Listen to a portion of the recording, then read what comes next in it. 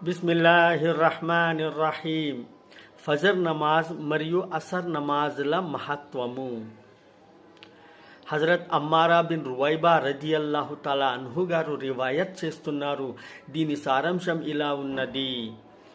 ప్రవక్త ముహమ్మద్ సల్లల్లాహు అలైహి వసల్లం గారు ఇలా సెలవిస్తున్నారు, ఆ వ్యక్తి జహన్నంలో దాఖిల్ కాలేడు.